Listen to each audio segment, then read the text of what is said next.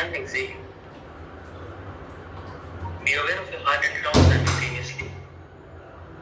Inhale slowly and exhale slowly. Raise your hands high above the head to the Supreme Lord, Divine Father, Divine Mother. Thank you for your great, great blessings, for divine light, divine love, divine guidance, for the divine love, mercy, inner healing, physical healing. Thank you for the inner step to practice regularly, for divine health and protection, for illumination, for abundance and prosperity. We thank you with full faith. Slightly lower, Master Chaudhary Singh, Lord Maha Guruji Neelam, all the great, great ones, holy gurus, holy masters, saints, archangels, holy angels and spiritual helpers, to my highest soul and divine self, thank you for your great, great blessings. Thank you for blessing us with greater understanding, clarity and knowledge of all the teachings and techniques in the book Ancient Science and Art of Pranic Healing. Thank you for blessing us with enthusiasm, inspiration and motivation to read and study the book properly and thoroughly with thanks and full faith. To the ground, with gratitude, take a deep breath. To the Ajna, with respect, take a deep breath. To the heart, with love, take a deep breath. We thank you in full faith. Mentally repeat after me. I am that I am. I am not the body. I am not the emotions. I am not the thoughts. I am not the mind. The mind is just a subtle instrument of the soul. I am the soul. I am a spiritual being of divine intelligence, divine love and divine power. I am connected and one with my higher soul. I am that I am. I am one with the divine spark within me. I am a child of God, connected with God, one with God and one with all. This is the truth, regardless of the capacity within to experience the truth. I am that I am. Inhale slowly and exhale. Atma Namaste. So welcome to, I don't remember the session number now. So welcome to the session. Till now we have been discussing the elementary pranic healing, right? So last time we discussed the 5 basic techniques. So let's do a short recap. Okay. So what are the 7 basic techniques? So first technique is sensitizing the hands. Okay. The purpose of doing this, basics, thank you. So the purpose of doing this is to be able to scan. So that is the second technique, scanning. Now once we have scanned, we know which chakras or organs are imbalanced and which are to be healed. So then we apply the sweeping. So sweeping is of 2 kinds, general and localized sweeping. So that's the third technique. Now after we are done with sweeping or cleansing, what do we need to do? Energize. Okay? But in order to energize, we need to make sure that the patient is in a position to receive the energy. So the fourth technique is increasing the receptivity of the patient. Then fifth one is energizing. Once we energize, what do we need to do? We need to ensure that the energy stays inside. It doesn't get leaked out. So the sixth technique is stabilizing. And once the healing is over, to make sure that the energy exchange between the healer and patient stops, we have to release the energy. Okay, or cut the cord. So these are the 7 basic techniques. We have covered the first 5 till now. And the last 2 are repeating. So there's not much in the last 2, but we'll just cover that. And we will just discuss a few important points about it. And today we'll also discuss some other important factors when it comes to healing. And we'll do a short healing practice. Okay, so we'll do practice on elementary pranic healing using one of the protocols. Okay? So that will be a good practice. From next session onwards, we'll move to intermediate pranic healing. So that is going to become even more interesting because we learn about some really advanced and powerful techniques over there. Alright? So let's start with today's topic. So the sixth basic technique, which is called stabilizing. Okay? Now what is the purpose of stabilizing? The purpose of stabilizing is when we project energy on a certain organ or chakra, if we don't stabilize the energy, what happens? The energy will leak out because the energy is fluidic, it flows inside the body, so it may also flow outwards. Alright? So to ensure that, don't worry, it's just a straight outline management. So to ensure that the energy stays inside, we have to stabilize the energy. Now sometimes there's a confusion. Some people ask that in certain steps there is only cleansing of a chakra or organ. So people get confused. After cleansing, do I need to stabilize? Of course not. What will you stabilize? Right? So stabilizing is only after energizing. Now to make sure that the energy stays inside and does not leak out, actually there are two things which we need to do. Now this is very interesting. This is when reading the book really helps. So when you read the book, you will realize, apart from stabilizing, there is one more way to ensure that the energy stays inside. And the first way is actually to do thorough sweeping. If we actually sweep the area or the chakra properly, it helps in retaining the energy. Why? Because if there is insufficient cleansing in a chakra, when you energize, it cannot get absorbed properly. So if it doesn't go inside, it can leak out more easily. Okay, you pour some water in the bottle. The bottle is already partially full. Now of course you can't pour too much, so some of it will leak out already. Okay, so the first important thing to ensure the energy stays inside is proper cleansing. Okay, the second thing is, after cleansing, when you energize, the second way is to do the stabilizing technique. Okay, so that's why sometimes people, when they don't do cleansing properly, you may feel that the patient lacks energy. Even if you're energizing a lot, if you don't do sufficient cleansing, they will be low on energy because they cannot absorb it properly, or it will take a long time for them to absorb the energy. Alright? Now how do you do stabilizing? There are two ways. One way is, wherever we energize, on the surface, suppose this is the chakra, on the surface of the chakra, it's like painting with light blue or sky blue prana. So you can just visualize light blue. Now of course we have done advanced pranic healing, so we know why we are using blue. In basic class we don't say that. So we are using blue because it has a localizing property. So the energy stays there. Okay? Now some people are not good at visualizing. So what do? If you can't visualize, just mentally say light blue, light blue, light blue. That's it. Okay? And once you stabilize, then you flick your hand. The second method is, when you're energizing, at the end, you just mentally or basically mentally just will or instruct the energy to be stabilized. So when you're energizing, suppose the chakra, at the end you just mentally say stabilize, stabilize, stabilize. That's it. That also works. Or you can do both. You can move your hand and mentally say stabilize while you paint it with blue. You can do both together also. Okay? So this is how you stabilize. Now let's do an experiment and see. There's a very interesting experiment in the book. Some of you may have done it, some of you may never have done it. So let's do this experiment.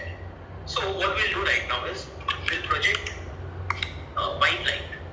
Okay, just project some energy. We'll make a pranic ball. Okay, so make it on your floor nearby. Okay, and make sure you make it little away from you so that you don't step on the pranic ball. Okay, so choose any spot and project energy. Alright, use any one hand, connect your tongue to the palate, and just project energy. Just inhale slowly and exhale slowly. Have an intention that you're creating a pranic ball.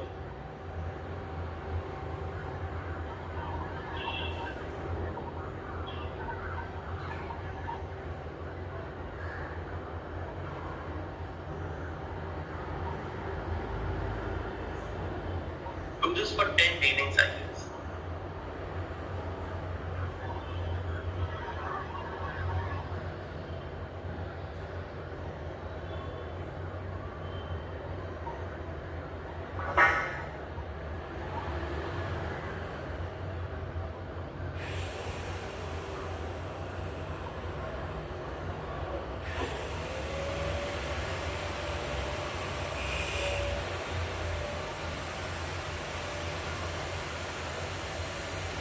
Once you're done with 10 breathing cycles, just leave it. Don't stabilize. Don't do anything. Just leave it like that. Okay? Just note the position. This is the first pranic ball. And just remember where it was, where the first one is. We'll make more. Okay? If you're done, you just scan. Scan if you can feel the energy.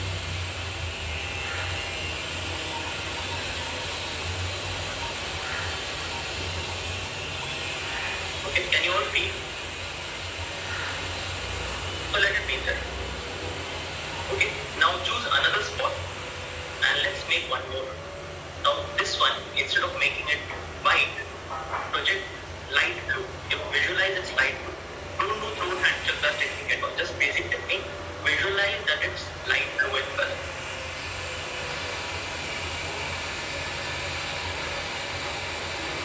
Okay, make it at a separate place. Again, use 10 breathing cycles to create this pranic ball.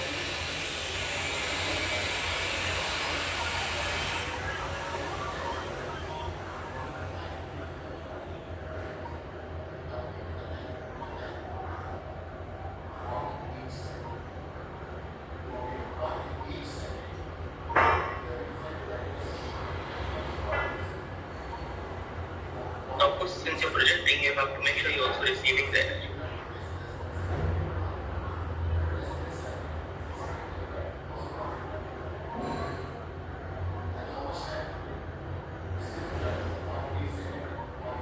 Okay, you're done. If you're done with 10 breathing cycles, you can stop and scan again. Can you feel it? Okay, now let's make a third pranic ball. Choose another spot. Now you do it like the first one. Okay, just like a white. You can imagine white line. So again, create a third one. Project the energy. So receive from one, project from the other hand.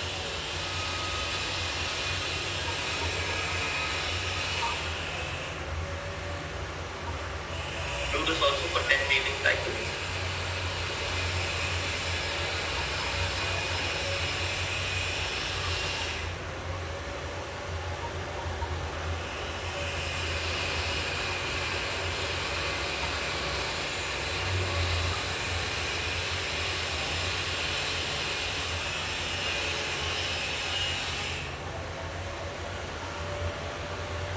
Now once you're done with 10 breathing cycles, you mentally instruct the energy to stabilize. Okay, just mentally instruct it.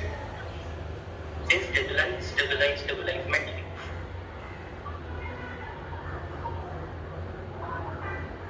Okay, that's it.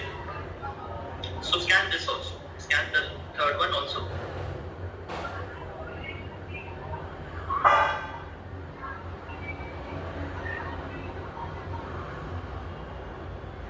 Alright.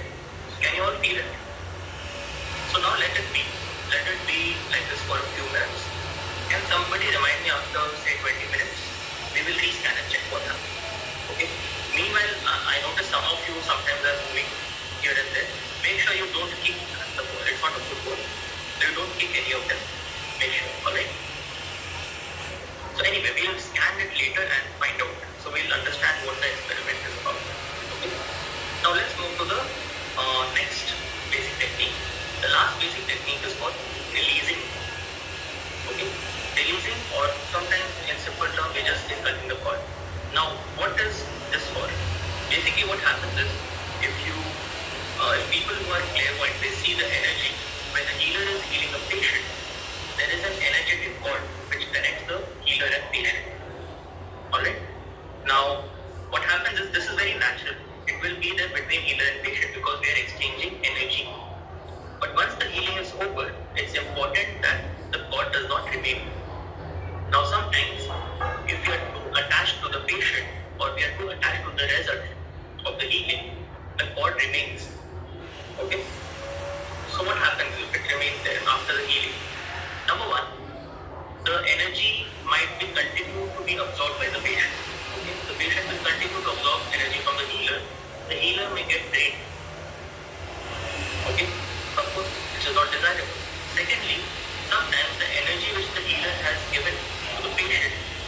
come back from the cord.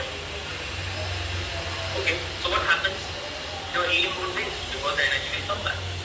Now sometimes other energy of the patient might also start coming back if it stays there for a long time. Okay, so you may feel uncomfortable because of the contamination. So what do we need to do? We need to make sure that the cord is cut. Alright. Now the interesting thing is, if you read the book, Master Choa does not mention which chakra to cut the cord from. It is not said you cut the cord from so and so chakra. But you all know we do it from the solar plexus chakra. Now, why are we doing this? It is not written in. So actually what happens is, the cord can connect everywhere. Now most of us have done psychotherapy, so we learn about cutting the cords. So we know the cord can connect on any chakra, any organ. But most of the time what happens is, the patient is emotionally attached to the result, that they are looking for something from the healer. Also the healer is emotionally attached to the patient or the result of the healing. So because it is an emotional attachment, the one chakra which always gets connected is the solar plexus. Okay, that is where the strong cords are normally. There may also be other chakras or organs where there is a connection. So if you read Possible Miracles, that Guhya Lotus Sutra on healing by Master Choa, he says that after the healing, or sometimes when you teach a class or you're organizing a session, you teach a 12 months group, then you have to cut cords from different chakras like solar plexus, back heart, sex chakra, spleen chakra. It can be different chakras. Okay, so actually the cords can connect everywhere. Now don't complicate it. You don't need to cut the cord from all the chakras every time. But this is good for awareness, because especially I would suggest if somebody is a regular healer, if you are doing maybe many healings in a day. So what happens is, there are a lot of patients who are connected, and they will keep thinking about you. They will keep asking you, what do I do? My pain is still there, or how can I improve? So they are emotionally attached, and sometimes they are also looking for energy from us subconsciously. So at the end of the day, you can just disconnect the cords from the other chakras also. Every time you don't need to do it, becomes too complicated and it's not needed. But if you're doing many healings, I repeat, if you're doing a lot of healings in a day, then you do it. If you're doing one healing sometimes once in a while, that doesn't matter. Then you just disconnect from the solar plexus. Alright? So what do? Use your hand, imagine it like a knife. And we know the cord from the solar plexus, okay, front solar plexus and to the patient. So you just imagine the cord here and you just cut. And mentally just repeat, cut, cut, cut. You do it 3 times. That's all. So this is sufficient to cut the cord. Alright? So that's it. It's as simple as that. So in general, this is sufficient. You don't need to do other chakras at all. Alright? Now, actually, if you read the book, Master Choa says that even if you don't cut the cord, most of the time, if the healer is detached, the cord will get disconnected automatically. Alright? This is very natural. For example, right now we are all interacting. So of course all our cords will be interconnected, especially from me, because I'm speaking, everybody is listening. Okay? So of course I will have cord connected to all the people who are in the session. But once the session is over, what happens? I do some other thing, I forget about everybody who's in the session. So the cord will get disconnected. Similarly, you are right now paying attention to the class. After the session is done, after a few minutes you'll forget about it. You'll do something else or you'll go to sleep. So the cord gets disconnected automatically. But after the session, suppose I keep thinking about all of you. This person was not paying attention, or this person did not switch on their video, something like that. So then what happens? I will keep the cord connected. But if you keep thinking, this person was, the session was so boring, he did not even teach properly. So then your cord will remain connected. Okay? So same thing happens during healing also. Because we are often attached to the result and the patient, the cord may not get automatically disconnected. So we need to disconnect it separately. Okay? Otherwise it may also get disconnected automatically. Now some of you may have seen, and I've heard from many people, they say, we can heal everybody. They heal many difficult cases also, but they are not able to produce good results when they're healing their family member. And the reason is because they feel too attached. Especially I've seen parents, when they heal children, sometimes they find it difficult because the child, especially if it's a young child, even if there is a small scratch, they get so attached that how do I heal? What will happen? Is he better? Is she better? So that attachment makes it difficult. All right. So another term for releasing or cutting the cord is also detachment. So sometimes we talk about detachment.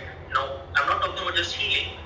In spiritual schools, people talk about detachment. Now, many people think detachment means that, okay, we don't care about it, or we are pulled towards another person. But that's not it. Detachment is just like what we are doing in healing. When we want to heal the patient, we give our full attention. We give not our energy, but we give energy to them. We take care of them. Okay? We show compassion. But once the thing is done, we move on to the next step. We don't remain attached to the same patient, because if we do that, we'll get depleted. Or maybe the patient will not benefit because the energy will come back to us again. So for both our sake, you have to detach. Same thing applies in life also. When we connect to a certain person, sometimes you have to attach for that time being. But once that's done, you move to the next thing. Now you will have to reconnect to the same person. So again you reattach. That's it. Alright? So these are the 7 basic techniques. Now when we are healing, there are certain important points which we need to keep in mind. So for example, there are certain times when a healer should not heal. Okay, I think most of us already know it. When a healer is sick or weak, we should not do healing. So you have to be careful of this. Especially professional healers. I've seen this because professional healers, sometimes they're into the habit of healing all day. It's the profession, right? So it's difficult to say no to a patient that today I can't heal you. Or sometimes also the healer is concerned about their money, because of course that's their livelihood. So they feel, one day if I don't heal, or 2 days if I don't heal, I will lose money. How will I survive? So sometimes people, in spite of being unwell, they continue healing. So don't do that. Just take a break. Master Joy says if you're unwell, it's better to take a break for some time and then do the healing. During menstrual cycle, can healing be done? If you are okay during that time, you can do it. Okay? Some people are, they face a lot of difficulty, pain, weakness during the menstrual cycle, then don't do it. If you are okay, if you are able to do other work, then you can. No problem. Alright? So that is the first point. Second point is, if the healer is angry or irritated, then don't do the healing at that time. The reason is because we know the energy passes through us. Some of the angered energy, the irritation might also pass to the patient. Now normally when we heal a patient, you will notice that they become very relaxed. But if you are angry and you heal them, they'll become more agitated. Okay? So they will be wondering what happened. You will also be wondering what happened. So don't do the healing at that time. Alright? Now, by the way, when I'm saying when you're angry or irritated, please don't do it at that time. I've heard 1 or 2 people, they say, I'm very short-tempered, so shouldn't I do healing? Now, of course you can do healing. It just means at that time, when you are angry, don't do it at that time. You calm down. After some time, you do it. Okay? So there's a question, pregnant women can do healing. Pregnant women is recommended not to do the healing because it might contaminate the fetus. So maximum maybe they can do self-healing, because again self-healing is already affecting their body. So they can at least take that out. But it's not recommended that they heal other people. Okay? So anyway, that was one point. Now, secondly, sometimes there's a question which people have. Can we heal if we cannot scan? Because when we learn the 7 basic techniques, the second technique is scanning. So people start wondering, second technique is scanning, then we are supposed to do cleansing and energizing. So if I can't scan, can I do the healing? The answer is of course you can. Because remember, before elementary pranic healing also, what did we learn? Just cleaning and energizing. No general sweeping, no scanning. Even without that, the healing was working. Okay? So don't be discouraged if you cannot scan, or if you're not sure of scanning. Start healing people. As you heal, you will learn to scan. There is no shortcut. I've never seen people who don't treat patients and they learn how to scan. It will never happen. You treat patients. In the process, you will gradually be confident of scanning. It can never be the other way now. It's just like saying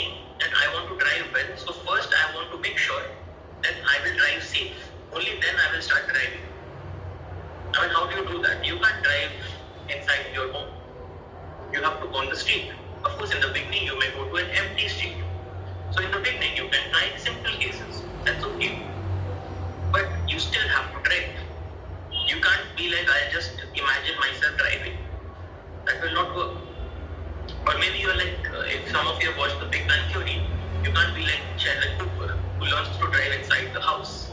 Okay, in a video game, you can't do that. You have to actually drive. Same thing. So when you heal, you will be able to scan. Alright?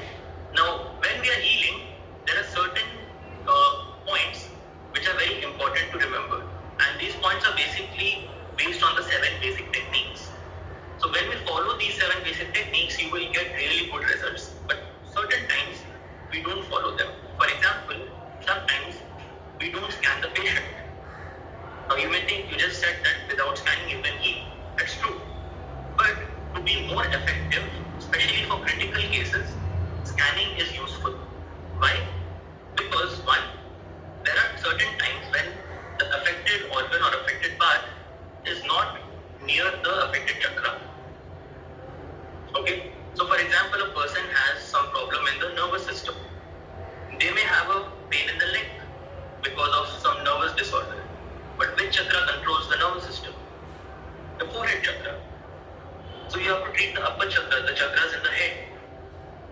So if you are good at scanning, sometimes we may be able to figure out that okay, the chakras in the head seem to be depleted or congested.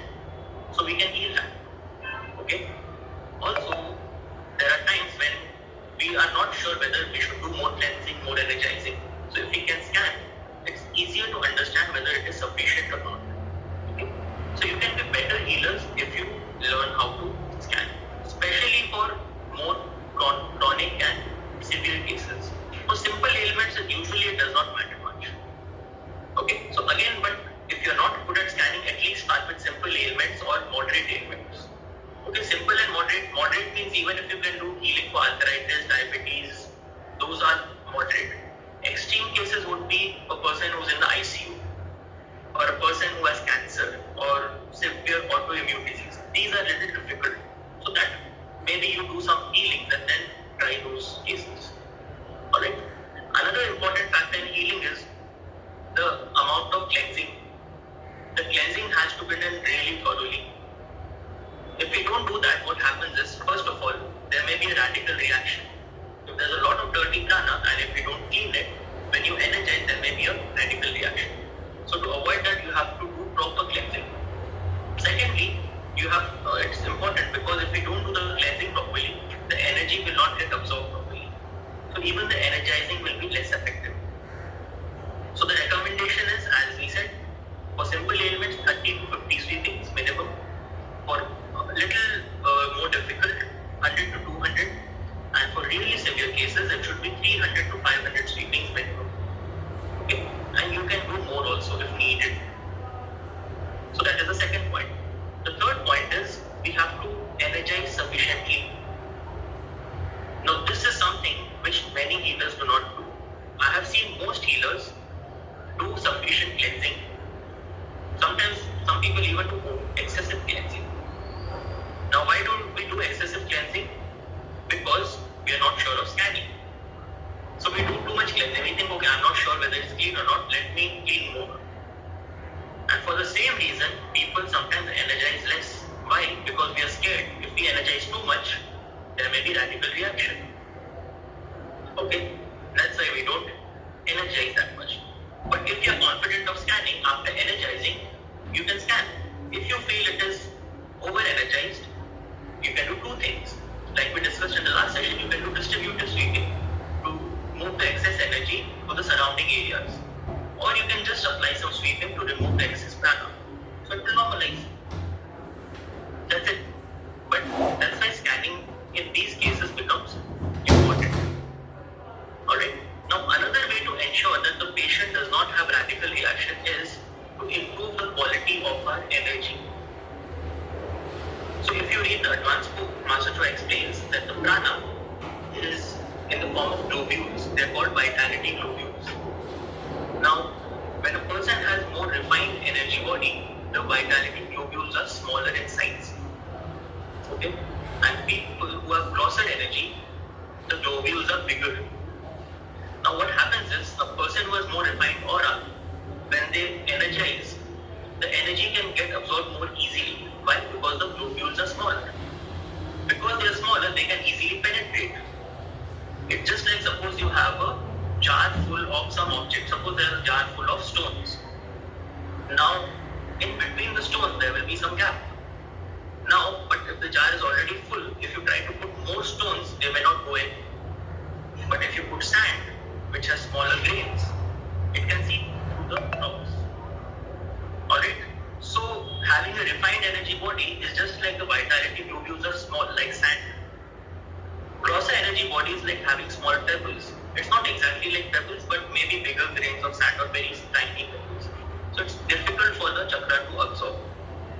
So, in the book, Master Choa says in the advanced book that for a person, for a healer whose energy body is gross, even if suppose the patient's chakra or the energy is say 6 inches, if you make it 12 inches, they may feel uncomfortable.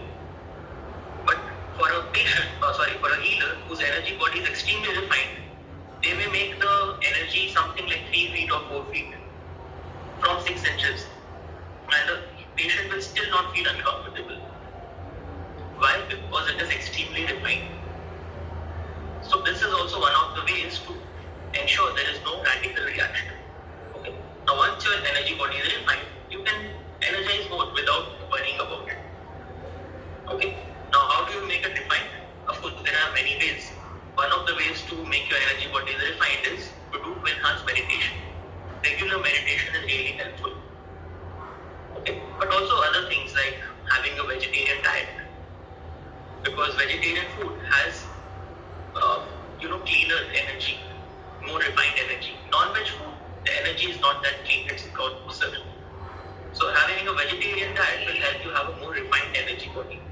Now some people, of course, they have non-veg, but it's okay. Try to reduce it a little bit by bit. Don't go to extreme, but at least try to reduce. Okay? So these are some of the ways you can refine your energy body. Of course, then you can do, you have done other things, yogas, you can do breathing exercises, you can do physical exercises. So these things are, in fact, the entire pillar to purifications, it really helps in refining the energy body. Okay, you have a question? Yes. Can you please repeat the 6 inches, 12 inches example once again? Okay, sure. So, by the way, this example, the numbers I'm giving, it's approximate. I don't remember the exact thing, but the essence is what Master Choa has written is, suppose a person has an inner aura of 6 inches. Now, in a normal condition, of course, their chakras and organs will have similar amount of energy. Now, for a person, for a healer whose energy body is gross, if they energize that organ or chakra and it becomes from 6 inches, it becomes 12 inches, already the patient will feel uncomfortable. But for a healer with really refined energy body, they can actually energize so much and make it 3 or 4 feet. But still the patient may not feel uncomfortable. Why? Because it's more refined. It can easily get absorbed gradually. And sometimes they will absorb the energy. That's it. Okay? So anyway, we will later on maybe discuss more in detail about how to have a more refined energy body. Okay? Now, one more thing to remember is, also when we heal, the patient should of course be receptive, but there are certain times the patient is internally receptive, but they are wearing certain objects which obstruct the energy flow. So make sure when you heal, the patient is not wearing things which are insulating. Okay, for example, rubber, leather, silk. 20 minutes, okay, yeah, thank you. So after this topic, we'll scan again. So, for example, we know rubber, silk, leather, these things have an insulating property. They do not conduct energy. Now, if a person is wearing a leather jacket, okay, you heal them, the chakras, most of the chakras are over here. It will be difficult to absorb the energy. So you have to ask them to remove the leather jacket. Okay? Or if they are wearing a leather belt, you can ask them to remove the belt. Or if sometimes they are wearing rubber or leather shoes, you can ask them to remove the shoes. It helps in absorbing the energy which is being projected. Okay? Now you can also, in some parts of the world, maybe this kind of clothing is common, or maybe it's winter, so people are wearing all these things. So you instruct the patient from before that if you see that there are a lot of people wearing leather jackets, you instruct the patient from before that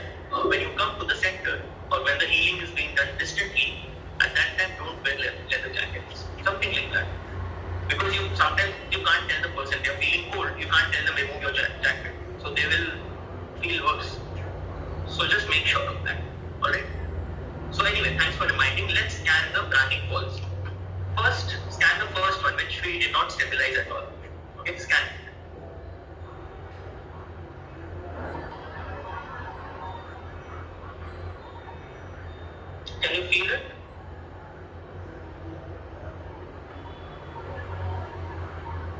Compared to when you created the ball, how is it now?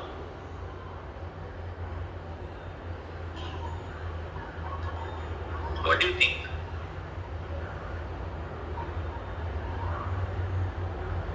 It's lesser.